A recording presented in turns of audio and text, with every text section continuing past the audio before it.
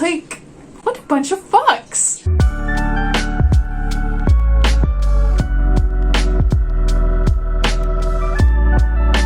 Hello, friends and strangers.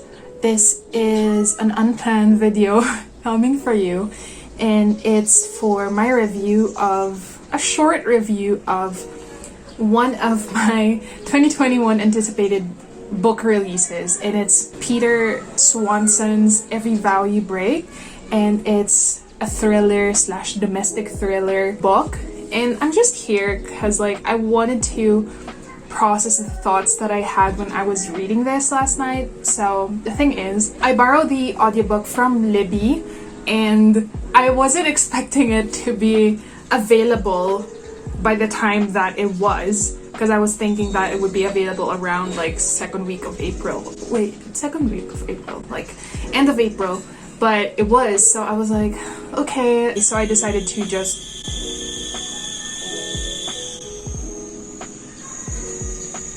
So since it's an on-demand book on Libby, I decided to just borrow it. And I know that with thriller books, I read quite fast. Anyway, so what happened was, after dinner, so around 7:30 last night, I started reading it. And the next thing I know, I was already done with it by 11 p.m. I went through it in one sitting. And that's not really a compliment about the book, because commonly with thrillers, when you're so engrossed, you're like, I want to finish this in one sitting. So what happened was that was the opposite. So I just wanted to be done with it, but the mystery part was what kept me reading anyway. So a brief context on what this book is about. So when this was being promoted, it was sold as a married couple goes into their honeymoon on an island, and the guy that this woman had a one-night stand with during her bachelorette party is starting to stalk her. So that guy is also in the island. So I was curious, and it was on my anticipated book releases after all, but I was kind of disappointed. And this isn't the first Peter Swanson book that I read, because I fairly liked the previous books that I read from him, which is The Kind Worth Killing, which is really amazing, and Behind Her Every Fear. I hope I'm getting the title correctly. I'll just put the book covers here. So far, The Kind Worth Killing is still the best that I've read from him. There weren't any fantastical elements to it, but it was great. It was delivered amazingly. But with this one, it just felt so short. I was mostly mad while reading it. Okay, so this is gonna get very spoilery, so because I'm gonna tell everything that I've thought, everything that I found out about this book when I was reading it. There's gonna be a lot of spoilers ahead, so yeah, I hope you're ready. So what happens is, it's not a spoiler that the woman cheated on her husband, her fiance technically, during her bachelorette party. So the book is told in just her perspective, and she was describing at first how she met her fiance, who is an ultra rich guy. Throughout her telling us readers about her relationship with her fiance, it was she was having doubts, or she was questioning herself, whether this is the right decision, because they met for only a year ago, and they already got engaged after a year of meeting. So there were doubts in her head, but it's she keeps on telling herself that this is a good decision, and she won't have to worry about money anymore, because she and her family were struggling for quite a while. And how they met was that when she was in a cafe, the guy just went up to her and asked her out on a date for dinner. And she was like, okay. They went out for dinner and came to talking about her financial struggles. So the guy was like, okay, I can pay your student loans for you. And she was like, you know what? That meme with the kombucha meme. So she was like that. They got engaged. They will get married. And then when the bachelorette party happened, which was organized by the fiance. It was financed. It was organized by him. That's where she met the guy, the stalker. Let's just call him the stalker. So that's where she met the stalker, and they got to talking. They were getting drunk, and yeah, they had sex. And of course, she would say that it was a mistake. And then the wedding day came. There was one time that she started smelling the cigarettes that the stalker was also smoking.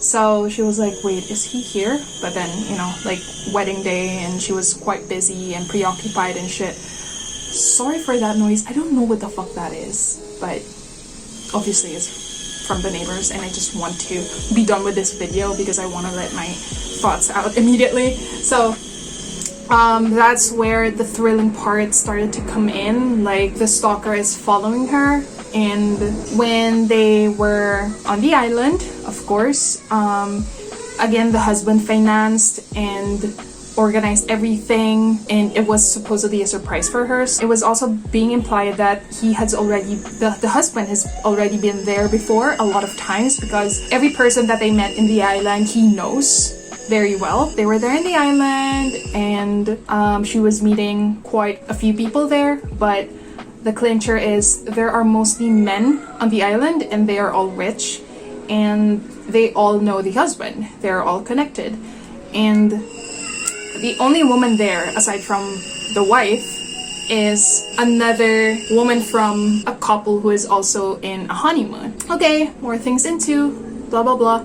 Then the other woman confided in her that she feels like she is being stalked there in the island because she had an ex where it just didn't work out and stuff. And the wife, the MC, was like thinking that how is this a coincidence? Like, it's literally the same instance for her because she just saw the stalker, and the stalker was threatening to tell her husband about them. Of course, the woman was begging not to do that because it would ruin their relationship. And the manipulation in this one it just made my blood boil, because the stalker was saying that, okay, you know what, because when we met, when we made love, you know, it felt so special, and I feel like you're the one, we're meant for each other, I love you, blah blah blah.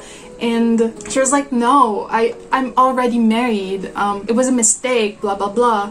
And he was like, you know what, the stalker wanted to sleep with her one more time just to see, you know, just to test if they're really not meant for each other, and that he'll stop after that one time. And I'm like, stop. You're such a fucking creep. So anyway, of course she's like, fuck you, I'm not gonna do that, blah blah blah. Low-key though, I thought she's gonna go for it.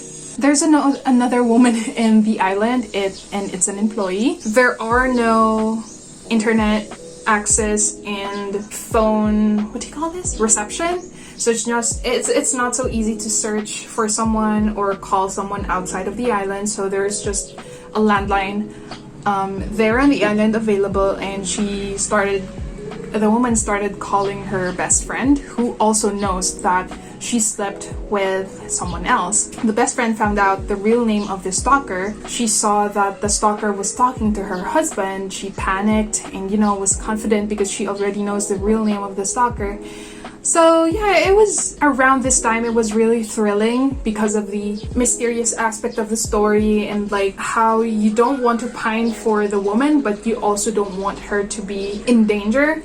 It turns out that there's a cult of small dick, insecure and psychopathic husbands called the Sylvanus cult, who likes to punish wives for infidelities. But again, the clincher is that they're the ones who set it all up. Like, they test their wives or their fiance if they're gonna be loyal to them. So what happened was, during the bachelorette party, it wasn't just fate that brought the stalker and the woman together. So apparently the fiance, now the husband, hired this guy to seduce the woman or the fiance and see if she would sleep with him which she did. And then when the women or the wives are brought into the island, they would be punished. They would be put into a trial, like a literal trial, where all the men who are, you know, in cohorts would gather around and punish these women. Like the ex-boyfriends or the ex-fiancés would be there, the now husband would be there, and they would drug them and hit them and stuff. The other woman that I mentioned that was in the other couple who are also in the honeymoon, she was accidentally killed. Like she wasn't meant to die just to hurt her, but it turns out that she got killed because like the husband was so mad at her that he kept on hitting her with a stone on the head. So it wasn't meant to happen that she will die, but she did. And our main character was able to escape even though she was drugged. It's just so fucked up, like how the trial goes, because they would say shit like, they would ask them, the women, if they're guilty, like, did you do this? Did you do that? Like, how could you? Like, I thought you were loyal. You know how much I hate infidelity because like my parents experienced that and shit. And they would say shit like, we sentence you both as whores and assert our privileges as men to decree punishment in the form of death for both of you. Like, what a bunch of fucks. Like, they're sadistic psychopaths. Just get therapy, man. Aren't you all billionaires? Like, you can't afford that? I feel like I'm selling you the book more by spoiling you what happens, but the way that everything happened, it wasn't great for me. Again, for me, it wasn't great because like I feel like it was just so handed to you, like, oh, this is a cult. Like, obviously this is a cult, and there are white men are trash and like they're sadistic. It just wasn't really good for me. Like, okay, the woman was able to escape, and I think one or two of the men were made accountable, but then one or two of them were able to escape, and her husband, she was able to kill during a confrontation. I guess there's just some things that are missing. Like, the book is too short for me that it wasn't able to build the story better. Like, it wasn't able to the setting or make everything just more mysterious, more anxiety inducing. It was just so handed over to you. Like, everything is just here, piecing the puzzle for you. It's just up for you to read. So I gave this book 2 stars because I guess I also came in with a lot of expectations, but I was disappointed. So yeah, if you're gonna read this, do search for the trigger warnings or the content warnings, because there's a lot of manipulation going on. There's sexual abuse. There's also the drugging part. Just don't have too high of expectations. Another thriller book that disappointed me, but it's not gonna turn me away from reading more of Peter Swanson's book. It's just, you know, I'm gonna be like an arm's length from books that he reads, because like it's really a hit or miss with his books. So yeah, that's it for today. Thank you for watching me ramble about a specific book. You'll see me again on my next video. Bye.